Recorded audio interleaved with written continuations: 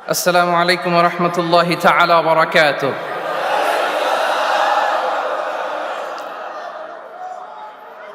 نحمده ونصلي على رسوله الكريم.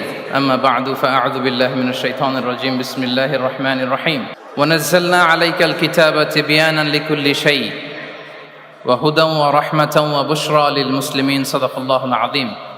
رب اشرح لي صدري ويسر لي أمري ওয়াহলুল উকদাতাম mean লিসানি ইয়াফকাহু কওলি। Muslim Ummah of north আমেরিকার আয়োজনে যুক্তরাষ্ট্রের ফিলাডেলফিয়াতে পেনসিলভেনিয়া কনভেনশন সেন্টারে আজকের মুনা কনভেনশন 2023 সেকেন্ড ডেতে আপনারা যারা উপস্থিত হয়েছেন আপনাদের সবাইকে জানাচ্ছি আন্তরিক শুভেচ্ছা এবং মোবারকবাদ। আহলান ওয়া সাহলান ওয়া মারহাবান বিকুম ফি হাযাল লিকা আত-তাইয়িব আল মুবারাক। আমরা শুরুতেই আল্লাহ রাব্বুল ইজ্জা ওয়াল জালালের দরবারে শুকরিয়া জ্ঞাপন করছি যে আল্লাহ তাআলা আমাদেরকে এরকম চমৎকার একটি ইভেন্টে একত্রিত হওয়ার সুযোগ করে দিয়েছেন। আমরা সবাই একসাথে পড়ছি কালিমাতুশ শুকর, আলহামদুলিল্লাহ। আল্লাহ রাব্বুল ইজ্জা ওয়াল জালালের দরবারে শুকরিয়া জ্ঞাপনের পাশাপাশি আমি আজকের এই প্রোগ্রামের অর্গানাইজিং কমিটিকে অন্তরের অন্তঃস্থল থেকে শুকরিয়া জানাতে চাই। And I would like to specially thank the police department, the security department, the volunteers, media, press, and the organizing committee for organizing such an amazing event. Barakallahu fikum jami'an.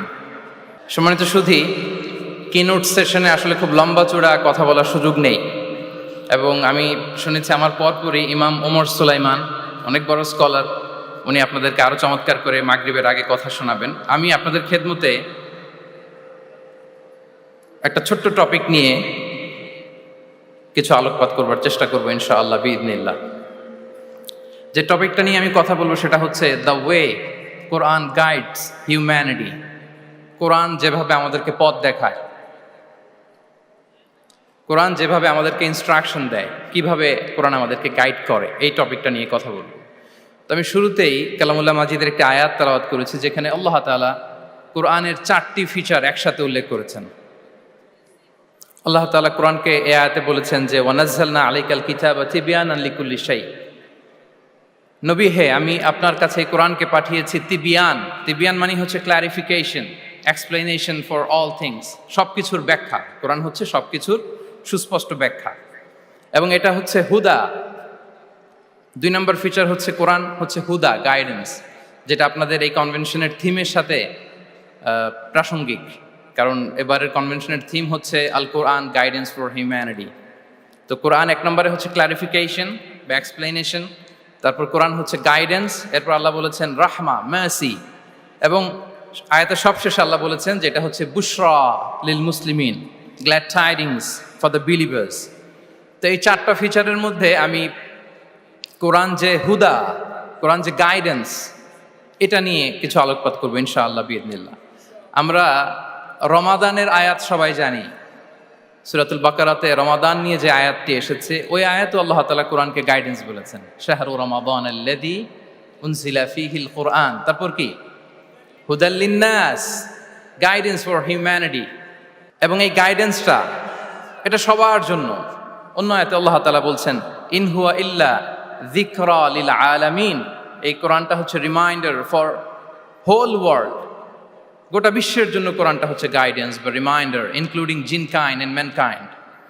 যদি প্রথম আয়াতে আল্লাহ বলেছিলেন বুশরা লিল মুসলিমিন, কিন্তু এই আয়াতে আমরা দেখলাম যে এটা হচ্ছে যিকরা লিল আলামিন, গোটা বিশ্বের জন্য এটা রিমাইন্ডার, ম্যানকাইন্ডের জন্য রিমাইন্ডার, জিনকাইন্ডের জন্য রিমাইন্ডার। এবং জিনেরা, জিনকাইন্ড, জিন জাতি এটা স্বীকার করেছে যে কোরআন মানুষকে পথ দেখায়, বিশ্ববাসীকে পথ দেখায়।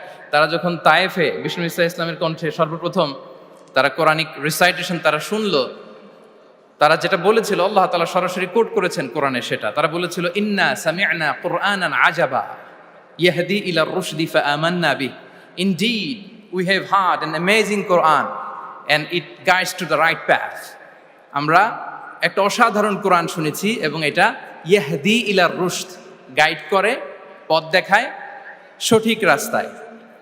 তো আমরা বুঝতে পারলাম কোরআন হচ্ছে গাইডেন্স, আমাদেরকে পথ দেখায়। কোরআন গাইডেন্স হওয়ার সবচেয়ে বড় কারণ হচ্ছে কোরআন হচ্ছে এই পৃথিবীর সবচাইতে the most interactive and relevant book to human being. সবচাইতে জীবন ঘনিষ্ঠ এবং প্রাসঙ্গিক কিতাব হচ্ছে আল কোরআন। কিতাবটার নাম কি? সবাই বলুন একসাথে, কি নাম? সবচাইতে প্রাসঙ্গিক, জীবন ঘনিষ্ঠ, the most interactive book ever in the world. এর কারণ হচ্ছে এর আগে যত আসমানি কিতাব এসেছিল সবগুলো কিন্তু একবারে নাজিল হয়েছে অ্যাট এ টাইমে। তাওরাত মুসা আলাইহিস সালামের উপর একবারে নাজিল হয়ে গিয়েছে একসাথে। ইনজিল ঈসা আলাইহিস সালামের উপর একবারে নাজিল হয়েছে। জাবুর দাউদ আলাইহিস সালামের উপর একবারে নাজিল হয়েছে। কোরআনও কি একবারে নাজিল হয়েছে? হ্যাঁ, একবারে নাজিল হয়েছে না, 23 বছরের 23 ইয়ার্সের লং পিরিয়ড অফ টাইমে একটু একটু করে নাজমান নাজমান হাসবা হাওয়াইজিল বাশার, মানব জাতির প্রয়োজনের তাগিদে, তাই না, প্রেক্ষাপটের আলোকে নাজিল হয়েছে। প্রথম নাজিল হয়েছে মক্কায়, তারপরে মদিনায়, বিভিন্ন জায়গাতে। আপনারা জানেন যে কোরআনের প্রথম আয়াত নাজিল হয়েছে মসজিদুল হারাম থেকে 10 কিলোমিটার উত্তর পূর্ব দিকে জাবালে নূর আছে, একটা পাহাড়, 634 মিটার উঁচুতে একটা কেইভ আছে, গারে হেরা। ওই হেরা গুহায় শুরু হলো কোরআনের এই নাজিল হওয়ার প্রক্রিয়া। এরপর রাসূল সাল্লাল্লাহু আলাইহি ওয়াসাল্লাম মক্কা থেকে মদিনায় গেলেন, সেখানেও নাজিল হতে লাগলো। এই কোরআন কখনো নাজিল হয়েছে ঘরের ভেতরে, কোরআন কখনো নাজিল হয়েছে বাজারে, কোরআন কখনো নাজিল হয়েছে সফরে, এই কোরআন কখনো নাজিল হয়েছে যুদ্ধের ময়দানে, এই কোরআন কখনো নাজিল হয়েছে আল্লাহর আরশে। তার মানে রাসূল যেখানে, কোরআনও সেখানে। কতটা ইন্টারেক্টিভ কিতাব! রাসূল সাল্লাল্লাহু আলাইহি ওয়াসাল্লাম তার জীবনে, তার পরিবারে, তার সমাজে, রাষ্ট্র পরিচালনায় যেখানেই তিনি সংকটের মুখোমুখি হয়েছেন, ঠিক তখনই সমাধান নিয়ে হাজির হয়েছে কোরআন। এজন্য এটা হচ্ছে the most interactive and relevant book to human being, সবচাইতে প্রাসঙ্গিক, জীবন ঘনিষ্ঠ একটা কিতাব। এবং এই কোরআনকে আল্লাহ তাআলা লাইট বলেছেন, আলো। ওয়া আনজালনা ইলাইকুম নূরাম মুবিনা, নবী হে, আপনার কাছে আমি লাইট পাঠিয়েছি। কোরআন এটা আলো, কারণ পথ দেখাতে হলে তো লাইট লাগবে। যেটা আপনাকে পথ দেখাবে তার মধ্যে যদি আলো না থাকে, সে পথ দেখাতে পারবে নাকি? পারবে না। তো কোরআনকে আল্লাহ তাআলা লাইট বলেছেন। এবং কোরআন শুধু নিজেই লাইট নয়, শুধু নিজেই আলো নয়, সে আলোর দিকে নিয়ে যায়। আল্লাহু আকবার। আলিফ লাম রা কিতাবুন আনজালনাহু ইলাইকা লিতুখরিজান নাসা মিনাল যুলুমাতি ইলান নূর। I've revealed this book unto you, O Muhammad, in order to lead the mankind out of darknesses into the light. অনেকগুলো অন্ধকার থেকে একটি আলোর দিকে, মহাসত্যের দিকে নিয়ে যাওয়ার জন্য আমি কোরআন পাঠিয়েছি। সুবহানাল্লাহি বিহামদি। এবং একটু খেয়াল করে যদি আমরা দেখি যে একটি পুরো জাতি, একটি পুরো গোষ্ঠীর জীবনধারা পাল্টে দিয়েছিল কোরআন, যাদের লেখাপড়া জানা ছিল না, অক্ষর জ্ঞানহীন একটা জাতি, একটা ভূখণ্ডের জীবনধারা পাল্টে দিয়েছে এই কোরআন।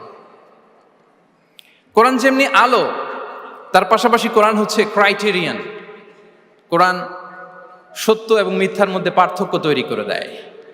আপনি কোরআনের লেন্স দিয়ে যদি এই বিশ্বকে পরখ করতে চান, কোরআনের লেন্স দিয়ে যদি এই পৃথিবীকে আপনি পরখ করেন, তাহলে দেখবেন যে কোনটা সত্য কোনটা মিথ্যা আপনার সাথে, আপনার কাছে এটা সুস্পষ্ট হয়ে যাচ্ছে, ঠিক কি না? আল্লাহ তাআলা বলছেন, তাবারাকাল্লাযী নাযালাল ফুরকানা আলা আবদিহি লিয়াকুনা লিল আলামিনা নাযীরা। ফুরকান বলেছেন আল্লাহ তাআলা কোরআনকে এখানে। The criterion, it differentiates between right and wrong. Quran পড়লে আপনি বুঝতে পারবেন কোনটা সত্য কোনটা মিথ্যা। এবং সবচাইতে মজার ব্যাপার হচ্ছে কোরআন হচ্ছে একটা টাইমলেস মিরাকেল। টাইমলেস মিরাকেল, চিরন্তন মুজিজা। এটার কোনো লয় নাই, ক্ষয় নাই। আল্লাহ তাআলার যেমনি লয় নাই, ক্ষয় নাই, কোরআনেরও লয় নাই, ক্ষয় নাই। কারণ কোরআন কিন্তু আল্লাহর ক্রিয়েশন নয়, আল্লাহর সৃষ্টি নয়, এটা কিন্তু আল্লাহর সিফা। আপনারা জানেন তো এটা, কোরআন কিন্তু আল্লাহর সিফা। আল্লাহরও ক্ষয় নাই, কোরআনেরও ক্ষয় নাই। এবং অন্যান্য নবীদেরকে যে কিতাব দেয়া হয়েছে সেটা তাদের হেদায়েতের জন্য, আর সেই কিতাবকে তারা পরিবর্তন করে ফেলেছে। সেই কিতাবগুলোর আদি এবং আসল রূপ কিন্তু অবশিষ্ট নেই, কিন্তু কোরআন শুধু হেদায়েতই নয়, গাইডেন্সই নয়। কোরআন যেমনি হেদায়েত, পাশাপাশি কোরআন হচ্ছে মুজিজা। কোরআনের আছে সংখ্যাতাত্ত্বিক মুজিজা, ভাষা শৈলীর মুজিজা, সায়েন্টিফিক মিরাকেল, মহাবিশ্বের মহাবিশ্বয় মহাগ্রন্থ আল কুরআন আল কারীম অপরিবর্তনীয়। Up until the day of judgement, কিয়ামত পর্যন্ত এটা অপরিবর্তনীয় থাকবে। এই মুজিজা কিয়ামত পর্যন্ত থাকবে। পৃথিবীতে যত নবীকে আল্লাহ তাআলা মুজিজা দিয়েছেন, নবীদেরও বিদায় হয়েছে, মুজিজারও বিদায় হয়েছে। নবীরা চলে গিয়েছেন, সাথে সাথে মুজিজাও চলে গিয়েছে। আল্লাহ নবী দাউদ আলাইহিস সালামকে আল্লাহ মুজিজা দিয়েছিলেন, তিনি লোহা ধরলে লোহা গলে নরম হয়ে যেত, উনি এটা দিয়ে আর্মর বানাতেন, যুদ্ধাস্ত্র বানাতেন। ওয়া আলান্না লাহুল হাদিদ। কিন্তু দাউদ আলাইহিস সালামের ইন্তেকালের পরে কেউ আর এটা রিপিটেশন করে দেখাতে পারেনি, এমনটা হয়নি আর তার উম্মতের মধ্যে। আল্লাহ নবী মূসা আলাইহিস সালামকে আল্লাহ তাআলা মুজিজা দিয়েছিলেন, তিনি লাঠি জমিনে রাখলে সেটা সাপ হয়ে যেত। ফাআলকাহা ফাইদা হিয়া হাইয়াতুন তাসআ, মুভিং স্নেক হয়ে যেত। কিন্তু মূসা আলাইহিস সালামের ইন্তেকালের পরে কেউ আর ওই লাঠি দিয়ে মুভিং স্নেক বানাতে পারে নি। বনি ইসরাইলের কাছে কিন্তু ওই লাঠিটা ছিল, আপনারা জানেন। বনি ইসরাইলের কাছে একটা তাবুত ছিল, উডেন বক্স, ওটার মধ্যে বাকিয়াতুম মিম্মা তারাকা আলু মূসা ওয়া আলু হারুন, মূসা আলাইহিস সালামের ব্যবহৃত পাগড়ি, জুব্বা আর ওই লাঠি, হারুন আলাইহিস সালামের পাগড়ি, জুব্বা, এগুলো ছিল। তার মানে মূসা আলাইহিস সালামের ইন্তেকালের পরে যে লাঠি দিয়ে মূসা আলাইহিস সালাম সাপ বানাতেন, ওই লাঠি ছিল, কিন্তু সেই লাঠি দিয়ে আর কেউ কোনোদিন সাপ বানিয়ে দেখাতে পারে নি। আল্লাহ নবী ঈসা আলাইহিস সালামকে আল্লাহ তাআলা আরো মাইন্ড ব্লোয়িং মুজিজা দিয়েছিলেন। ওয়া উবরিউল আকমাহা ওয়াল আবরাসা ওয়া উহিল মাউতা বিইذনিল্লাহ। শ্বেত রোগী, ধবল রোগীর গায়ে হাত বুলিয়ে দিলে রোগ ভালো হয়ে যেত। অন্ধ ব্যক্তির চোখে টাচ করে দিলে সে দৃষ্টিশক্তি ফিরে পেত। মৃত ব্যক্তিকে আল্লাহ নবী ঈসা আলাইহিস সালাম কুম বিইذনিল্লাহ বলার সাথে সাথে মৃত ব্যক্তি জীবিত হয়ে যেত। কিন্তু এই নবী আলাইহিমুস সালামদের বিদায় যখন ঘটেছে, সাথে সাথে তাদের মুজিজারও বিদায় হয়েছে। কিন্তু বিশ্বনবী সাল্লাল্লাহু আলাইহি ওয়াসাল্লামের উপর নাজিল হওয়া এই মহাবিশ্বের মহাবিশ্বয় মহাগ্রন্থ আল কুরআন, আল্লাহ নবী ইন্তেকাল করেছেন, তিনি আমাদের থেকে বিদায় নিয়েছেন, কিন্তু কোরআন কি বিদায় নিয়েছে? আওয়াজ করে সবাই বলতে হবে, কোরআন কি বিদায় নিয়েছে? কিয়ামত পর্যন্ত থাকবে। বিষ্ণু ঈসা ইসলাম একটা আয়াত যেভাবে পড়তেন আমরা ঠিক হুবহু ওইভাবে পড়ি। বিষ্ণু ঈসা ইসলাম একটা শব্দ ১৫০০ বছর আগে যেভাবে উচ্চারণ করতেন আমরা ঠিক ওইভাবে করি। এখানে অনেক কারীরা সুন্দর কণ্ঠে কোরআন তেলাওয়াত করেছে না? বিষ্ণু ঈসা ইসলাম যেমনটা করেছেন তারাও ঠিক তেমনটা করেছে। বিষ্ণুনবী যে অক্ষরের উপর জবর দিয়ে পড়েছেন আমরা জবর দিয়ে পড়ি, জেড দিয়ে পড়েছেন জেড দিয়ে পড়ি। কিয়ামত পর্যন্ত অবিকৃত অবস্থায় কোরআনটা থাকবে। তাই কোরআনটা হচ্ছে টাইমলেস মিরাকেল, চিরন্তন মুজিজা। নাও দ্য কোশ্চেন অ্যারাইজেস, কেন আমাদের এই কোরআন দরকার? একটু ফিলোসফিক্যাল কথাবার্তা বলি যে এই রেভেলেশনের দরকার কি, কেন আমাদের লাগবে এই কোরআন? কোরআন ছাড়া কি পৃথিবীর সব সমস্যার সমাধান হাজির করা সম্ভব না? এই পৃথিবীর সায়েন্টিস্টরা, ফিলোসোফাররা, জ্ঞানী ব্যক্তিরা অনেক সমস্যার সমাধান করেছে, কিন্তু সব সমস্যার সমাধান হাজির করতে পারে নি। এজন্য আল্লাহ তাআলা যুগে যুগে নবীদের মাধ্যমে আসমানি কিতাব পাঠিয়েছেন, গাইডেন্স পাঠিয়েছেন, রেভেলেশন পাঠিয়েছেন। এবং আল্লাহ তাআলার পাঠানো যত রেভেলেশন গাইডেন্স এই পৃথিবীতে এসেছে সেগুলো সবচেয়ে লেটেস্ট ভার্সন হচ্ছে কোরআন। সবচেয়ে লেটেস্ট ভার্সন হচ্ছে কোরআন। আচ্ছা, আমরা যদি একটু খুঁজে দেখি যে কোরআন ছাড়া আমরা কি বুঝতে পারতাম না, আমরা যদি একটু প্রশ্ন করি, কোরআন ছাড়া যেটা আমরা বুঝতে পারতাম না সেটা হচ্ছে ওয়াননেস অফ গড, স্রষ্টা যে একজন, এটা আমরা বুঝতে পারতাম না, ক্লিয়ারলি বুঝতে পারতাম না। কেউ হয়তো ভাবতাম 2 জন 3 জন। আর যারা বুঝতে পারতো যে না, এই মহাবিশ্বের একজন নিয়ন্ত্রক থাকতে হবে, একজন কন্ট্রোলার থাকতে হবে, তারাও ওই গডের ফিচার কি, পরিচয় কি, ইন ডিটেইল তারা বুঝতে পারতো না। দেখেন, এত রেভেলেশন, এত আসমানি কিতাব আসার পরও এখনো অনেক মানুষ সূর্যের পূজা করে, চন্দ্রের পূজা করে, আগুনের পূজা করে না? কথা বলেন, করে না? করে। সূর্যকে পূজা করার অনেক রিজন ছিল। আমি ভেবে দেখেছি যে সূর্যকে মানুষ কেন পূজা করতে, এর কারণ বাহ্যিক দৃষ্টিতে সূর্যই সবচেয়ে শক্তিশালী। সূর্যের চেয়ে শক্তিশালী কিছু আর পৃথিবীতে দেখা যায় না। আর সূর্যের আলো ছাড়া পৃথিবীতে কেউ বাঁচেও না। মানুষের যে হার্ট অ্যাটাক করে, স্ট্রোক করে, বা আমাদের মুরব্বীদের অনেকের যে পায়ে ব্যথা, কোমরে ব্যথা, এটা কিন্তু রাতে বেশি হয়, জানেন? রাতের সাথে রোগের একটা সম্পর্ক আছে। এর কারণ রাতের বেলায় সূর্যের আলো নাই, ফলে মানুষ অসুস্থ হয় বেশি। এই কারণে প্রাচীনকাল থেকে মানুষ সূর্যের পূজা করত। আল্লাহ নবী ইব্রাহিম আলাইহিস সালাম উনিও প্রথমে ভেবেছিলেন তারাই কি আমার রব, চাঁদই কি আমার রব, সূর্যই কি আমার রব। ভাবতে ভাবতে তিনি মহাসত্যের সন্ধান পেয়েছেন। তো এটা আমরা উদ্ধার করতে পারতাম না যে আসলে আমাদের স্রষ্টা কে। আর আমাদের মধ্যে যারা চিন্তাশীল তারা হয়তো আমরা ভেবে একটা কুল কিনারা করতে পারতাম যে না, একজন স্রষ্টা থাকতেই হয়, না থাকলে কেমন করে হয়, কেউ না কেউ আছেন। কিন্তু তিনি যে ক্ষমাশীল, অনেক পাপ করে ক্ষমা চাইলে যে তিনি ক্ষমা করে দেয়, এটা আমাদের জানা থাকতো না, ঠিক কিনা? তিনি যে মহাজ্ঞানী, মনে মনেও যেটা ভাবি এটা উনি ধরে ফেলেন, এটা আমরা বুঝতাম না। 99টা সুন্দর সুন্দর নাম দিয়ে আল্লাহ তাআলা তার পরিচয় দিয়েছেন, এত ডিটেইল, এত নিখুঁত, এত জোরালো ভাবে। ওয়াননেস অফ গডের যে কনসেপ্ট, এটা রেভেলেশন না আসলে, কোরআনিক গাইডেন্স না আসলে আমরা বুঝতে পারতাম না। আর আমরা কি বুঝতে পারতাম না? আমাদের এই পৃথিবীতে আসার কারণ কি, আমাদের পারপাস অফ লাইফ কি, এটা আমরা উদ্ধার করতে পারতাম না। ভবগুরুর মতো ঘুরে বেড়াতাম, খেতাম, কাজ করতাম, পৃথিবী আবাদ করতাম, ডেভেলপমেন্ট হতো, উন্নতি হতো, কিন্তু আসলে পারপাস অফ লাইফ কি এটা আমরা উদ্ধার করতে পারতাম না। কোরআন এটা আমাদেরকে ক্লিয়ার করেছে, ওমা খালাকাতুল জিন্না ওয়াল ইনসা ইল্লা লিয়াবুদুন। আমাদের পারপাস অফ লাইফ হচ্ছে slavery. We all are the slave of Allah. দাসত্বের জন্য আমরা তৈরি হয়েছি। আর most interestingly, life after death, এটার ব্যাপারে আমাদের ক্লিয়ার কাট কোনো ধারণা থাকতো না। এই যে আমরা এখন বাই সিকোয়েন্স জানি যে আমরা মারা যাব, এরপরে কবরের আযাব, এরপরে আল্লাহর সুপ্রিম কোর্টের কাঠ গড়ায় আমাদেরকে দাঁড়াতে হবে, এরপরে হয় জান্নাত নয় জাহান্নাম, এবং সেটা আজীবন, চিরকালের জন্য। In detail life after death সম্পর্কে আমাদের নিজেরা চিন্তা, গবেষণা, রিসার্চ করে কি এটা জানা সম্ভব ছিল? বলেন, কথা বলেন, কথা বলেন। জানা সম্ভব ছিল না। কোরআন মৃত্যুর পরের জীবনকে নিশ্চিত করেছে। এবং এই যে লাইফ আফটার ডেথ, মৃত্যুর পরের জীবন আসলে আমাদেরকে হোপফুল করে, আশাবাদী করে। কারণ আমরা বিশ্বাস করি আমাদের হারানোর কিছু নাই। আমরা যদি কাউকে হারাই, সাময়িক কষ্ট পাই, কিন্তু আমরা জানি আমাদের আবার দেখা হবে। এই যে আমরা কিছুদিন আগে আমাদের প্রিয় আল্লামাকে হারিয়েছি, ঠিক কিনা? কিন্তু আমরা এই ভেবে বুকে আশা বেঁধে রাখি যে আমরা এই দুনিয়াতে তাকে মিস করেছি, কিয়ামতের ময়দানে আল্লাহর জান্নাতে এই কোরআনের বুলবুলির কণ্ঠে আমরা আবার কোরআন শুনতে পাবো। সাময়িক বিচ্ছেদের কিছু তো নাই।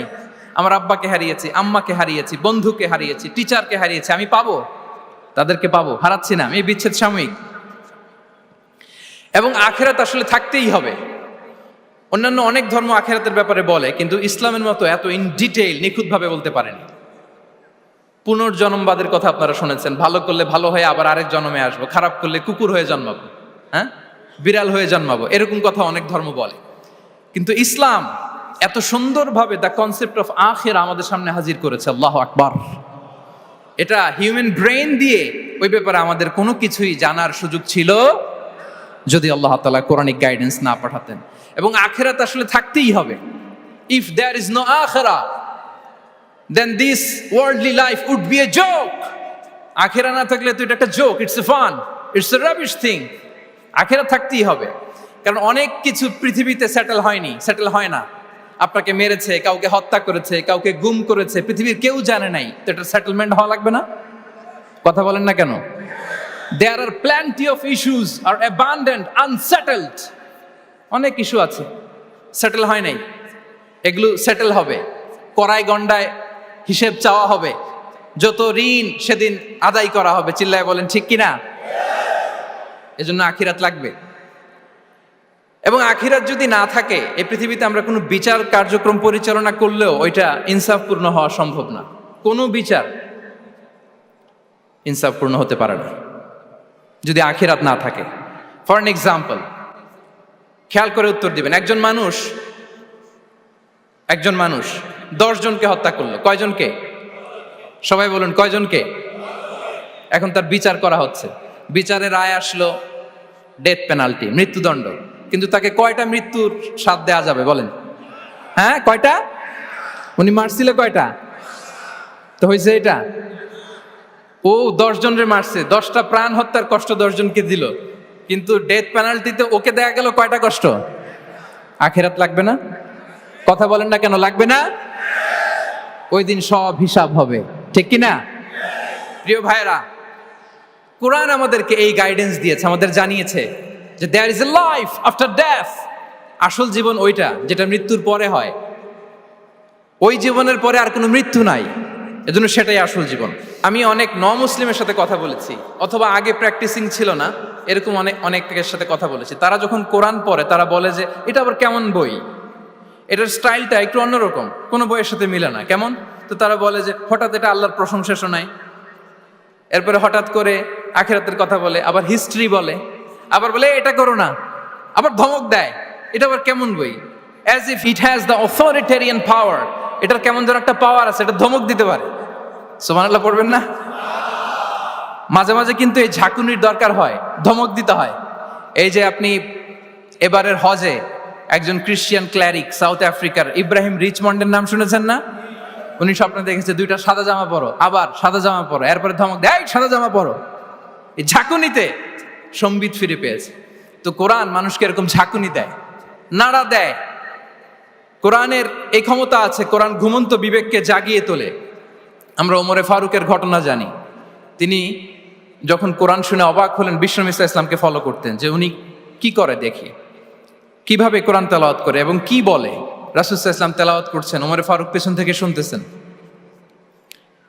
বিশ্বনবী তেলাওয়াত করছেন, আল হাক্কাতু মাল হাক্কা ওয়া মা আদরাকা মাল হাক্কা। তেলাওয়াত করছেন আর অসাধারণ কণ্ঠে তেলাওয়াত চলছে, ওমরে ফারুক শুনতেছে। শুনতে শুনতে 41 নম্বর আয়াত পর্যন্ত যখন আসছে, বিশ্বনবী তেলাওয়াত করে ওমরে ফারুক পেছন থেকে শুনে। তো ওমরে ফারুক ভাবতেছেন ঘটনা কি, মোহাম্মদ তো কারো কাছে পড়েও নাই, শিখেও নাই, এত চমৎকার কাব্য প্রতিভা তার মধ্যে আসলো কিভাবে? কিভাবে মিলাই মিলাই বলতেছে। তখন বিশ্বনবী তেলাওয়াত করছিলেন, ওমা হুয়া বিকাউলি শাইরিন খলিলাম মা তুমিনুন। এই আয়াতের অর্থ হচ্ছে এটা কোনো কবির কথা নয়, খুব অল্প সংখ্যক লোকই তোমরা ঈমান আনো। অবাক হলেন, ঘটনা কি? আমি যে এটা ভাবতেছি মোহাম্মদ বুঝলো কেমনে? বিশ্বনবী তো তেলাওয়াত করতেছেন প্রাণবন্ত কণ্ঠে। তো মোহাম্মদ কি গণক হয়ে গেল নাকি? মানুষের ভেতরে কি চলে সে গণনা করে বলে দেয়, তা না হলে বুঝলো কি করে? সুবহানাল্লাহ। কোইন্সিডেন্টলি এর পরের আয়াতটাই ছিল ওয়ালা বিকাউলি কাহিনিন খলিলাম মা তাযাক্কারুন। না, এটা কোনো গণকের গণনা নয়, খুব অল্প সংখ্যক লোকই তোমরা উপদেশ গ্রহণ করো। সে তো অবাক, এটা কবিতাও না, এটা গণনাও না, এটা কি? পরের আয়াত ছিল তানজিলুম মির রাব্বিল আলামিন। এটা জগৎ সমূহের রব আল্লাহ তাআলার পক্ষ থেকে নাজিল হয়েছে। সুবহানাল্লাহ। আরেকটা ঝাঁকুনি খেলেন। এজন্য এই ঘটনাটাকে আমি এভাবে বলি যে সূরা হাক্কা দিয়ে আল্লাহ তাআলা ওমরে ফারুকের হৃদয়ে একটা ধাক্কা মেরেছেন। ওই ধাক্কায় উনি কালিমা পড়ে মুসলমান হয়ে গিয়েছেন। তাহলে কোরআনের এই পাওয়ার আছে। কোরআন নানা উপমা দিয়ে, মাসাল দিয়ে আমাদের কাছে গাইডেন্স হাজির করে যেন আমরা বুঝতে পারি। মাঝে মাঝে কনভারসেশন দিয়ে গাইডেন্স হাজির করে। আপনারা সাইয়েদনা ইব্রাহিম আলাইহিস সালামের ঘটনা জানেন। ওনাকে শিকল দিয়ে বেঁধে নমরুদের রয়্যাল প্যালেসে আনা হলো। নমরুদ বলল, ইব্রাহিম কাকে মানো? আল্লাহকে মানি। কোন আল্লাহ? রব্বি আল্লাযী ইউহয়ী ওয়া ইউমীত। এমন রবকে মানি যে জীবন দেয় মরণ দেয়। নমরুদ বলে, আমি তো এটা করি, আমার কাছে তো এটা, আমি জীবন দেই মৃত্যু দেই, তুমি আবার আরেকজনকে কোথায় খুঁজে পেলা যে জীবন দেয় মৃত্যু দেয়? তো জেলখানা থেকে ফাঁসির দণ্ডপ্রাপ্ত 2 জন আসামিকে ডেকে আনা হলো। একজনকে বলা হলো শিরচ্ছেদ করা হলো, আরেকজনকে বলা হলো শিরচ্ছেদ করতে যাবে, বলে স্টপ, থামো, ওকে ছেড়ে দাও, ওকে আমি জীবন দিলাম। ইব্রাহিম দেখো, একজনকে জীবন দিলাম, একজনকে মৃত্যু দিলাম। ইব্রাহিম আলাইহিস সালাম বললেন, ফাইন্নাল্লাহা ইয়াতি বিশ-শামসি মিনাল মাশরিকি ফাআতি বিহা মিনাল মাগরিব ফাবুহিতাল্লাযী কাফার। নমরুদ, বুঝলাম একজনকে তুমি জীবন দিলা, মৃত্যু দিলা, এটা তুমি করতে পারো, জীবন দাও মৃত্যু দাও, কিন্তু আল্লাহ তাআলা প্রতিদিন উষা লগ্নে পূর্ব দিগন্ত থেকে সূর্য ওঠান, গোধূলি লগ্নে তিনি পশ্চিম দিগন্তে সূর্য ডোবান। নমরুদ, তোমার যদি ক্ষমতা থাকে তুমি সূর্যকে পশ্চিম দিক থেকে উঠিয়ে পূর্ব দিকে একটু নামাও। ফাবুহিতাল্লাযী কাফার। নমরুদ সে স্পিচলেস হয়ে গিয়েছে, ডামস্ট্রাক হয়ে গিয়েছে, পারে নাই। সুবহানাল্লাহ বিহামদি। এই যে আমরা বিভিন্ন বইয়ে কনভারসেশন পড়ি, হেওয়ার পড়ি, এগুলো সব কোরআন থেকে কপি করা। সুবহানাল্লাহ বিহামদি। কোরআনে এরকম কনভারসেশনের মাধ্যমে আমাদেরকে শিখিয়েছে, ঐতিহাসিক ঘটনার মাধ্যমে আমাদেরকে শিখিয়েছে। কোরআনিক দু একটা গাইডেন্স বলে আমি শেষ করছি। কোরআনের একটা পাওয়ারফুল গাইডেন্স হচ্ছে আমাদের জন্য যে কোরআন আমাদেরকে খলিফা বানিয়েছে। কি বানিয়েছে প্রিয় ভাইরা? সবাই বলুন, খলিফা বানিয়েছে। কি বানিয়েছে? খলিফা। আমরা খলিফা বলতে অনেকে ভাইস জেনারেল, প্রতিনিধি এরকম বলি, আসলে খলিফা মানে ইনচার্জ। আল্লাহ বলেছেন ইন্নী জাইলুন ফিল আরদি খলিফা, I am gonna appoint a successive human authority on earth. আমি জমিনে তোমাদেরকে ইনচার্জ বানাচ্ছি। ইনচার্জ মানে এই পৃথিবীর দেখভাল করার দায়িত্ব আমাদের, পৃথিবীর ভালো মন্দ দেখার দায়িত্ব আমাদের। আপনি চাইলেই লিটারিং করতে পারবেন না, যেখানে সেখানে প্লাস্টিক ফেলতে পারবেন না, চাইলেই বনায়ন ধ্বংস করতে পারবেন না, পাহাড় কাটতে পারবেন না, ওশেন গুলাতে ডাম্পিং করতে পারবেন না। এই যে এখন আপনার উত্তর মেরুতে দক্ষিণ মেরুতে বরফ গলে সি লেভেল বেড়ে যাচ্ছে, জানেন না আপনারা? যুক্তরাষ্ট্রের মানুষ তো অনেক সচেতন, আপনারা তো এগুলো ভালো জানার কথা। এই যে ক্লাইমেট চেঞ্জের কথা আমরা বলি, জলবায়ু পরিবর্তনের ব্যাপারে পৃথিবীর মোরলরা তারা হয়রান পেরেশান, কি করে কি করবে, সাগরের পানি বেড়ে যাচ্ছে, পৃথিবীর তাপমাত্রা বেড়ে যাচ্ছে। আজ থেকে 30 বছর পরে মালদ্বীপ উইল বি ডিসঅ্যাপিয়ার কমপ্লিটলি। আজ থেকে 30 বছর পরে মালদ্বীপ আর থাকবে না। এন্টায়ার কান্ট্রি ওরা কোথায় শিফট করবে, ল্যান্ড খুঁজতেছে। আল্লাহু আকবার। তাহলে এটা আমাদের দায়িত্ব। আমরা চাইলেই পৃথিবীর তাপমাত্রাকে উষ্ণ বানাতে পারি না, চাইলেই বন ধ্বংস করে দিতে পারি না, চাইলেই পৃথিবীর পরিবেশ নষ্ট করতে পারি না। It's our responsibility to keep this planet inhabitable. এই পৃথিবীকে আমাদের বাসযোগ্য করে রাখতে হবে। এটা হচ্ছে খলিফা, কোরআনিক গাইডেন্স। আল্লাহু আকবার। কোরআন আমাদেরকে knowledge, research, innovation, scientific and technological অ্যাডভান্সমেন্টের ব্যাপারে উৎসাহিত করে। ইকরা বিসমি রাব্বিকাল্লাযী খালাক, read in the name of your lord who has created. পড়ো তোমার প্রভুর নামে যিনি শিখিয়েছেন। পড়ো বলতে শুধু ওই পড়া না, আপনি গবেষণা করবেন, আপনি ইনোভেশন করবেন। নিউজে দেখেছিলাম যে ভারতে মানুষ বই পড়ে পড়ে একটা নীরব বিপ্লব করে ফেলেছে ভারতে। এটা তো মুসলিম কান্ট্রিগুলো আগে করার কথা। আরব বিশ্বে তারা একটা কথা বলে যে আমরা হচ্ছে নাহনু উম্মাতু ইকরা, আমরা হচ্ছি উম্মাতু ইকরা। আমরা এমন জাতি যে জাতির প্রথম কথাই ছিল কি? ইকরা, পড়ো, রিসার্চ করো, গবেষণা করো। আমাদের ক্লাসিক স্কলাররা তারা এটা করতেন। আমাদের আল বিরুনি ছিল, আল কিন্দি ছিল, জাবির ইবনে হাইয়ান ছিল, খাওয়ারিজমি ছিল। তারা গোটা বিশ্বকে চ্যালেঞ্জ করেছেন, তারা দেখিয়ে গিয়েছেন। এখন এটা এই নলেজ ট্রান্সফার করে ওয়েস্টের কাছে এসেছে, খুব ভালো, আবার আমাদের কাছে যাবে, আমরা শেয়ার করবো এটা। তো এই কোরআন নলেজ সিকিং এর ব্যাপারে, রিসার্চের ব্যাপারে, ইনোভেশনের ব্যাপারে আমাদেরকে উৎসাহিত করেছে। কোরআন মানুষকে মানুষ হিসেবে কনসিডার করতে বলে, মানুষকে মানুষ হিসেবে কনসিডার করতে বলে। কোরআন বলে মানুষে মানুষে ভাই ভাই। আপনারা শুনেছেন যে কাতারে যে ফিফা ওয়ার্ল্ড কাপটা হলো, একটা আয়াত তেলাওয়াত করে তারা ওয়ার্ল্ড কাপটার ইনগ্রেশন প্রোগ্রাম করেছে। আপনারা জানেন আয়াতটা কি ছিল? হ্যাঁ, ইয়া আইয়ুহান নাসু ইন্না খালাকনাকুম মিন যাকারিন ওয়া উনসা ওয়া জাআলনাকুম শুউবান ওয়া ক্বাবাইলা লিতাআরাফু। সুবহানাল্লাহ, কত পাওয়ারফুল মেসেজ। কোরআনিক গাইডেন্স আমাদেরকে কি শিখায় দেখেন।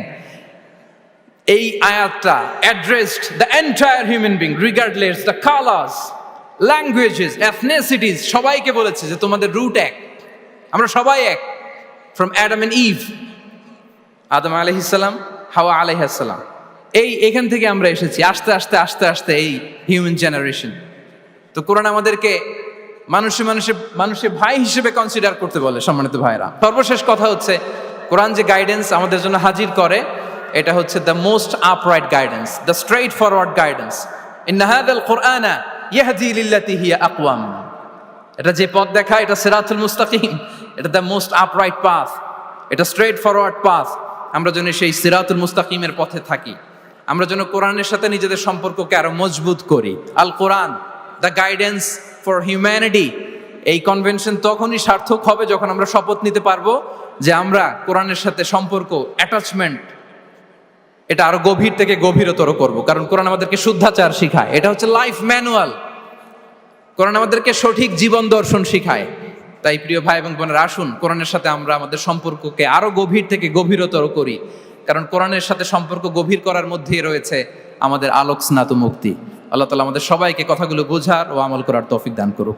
হাযা মা ইনদি ওয়াল ইলমু ইনদাল্লাহ আলাইহি তাওয়াক্কালতু ওয়া ইলাইহি উনীব। আসসালামু আলাইকুম ওয়া রাহমাতুল্লাহি তাআলা ওয়া বারাকাতুহু।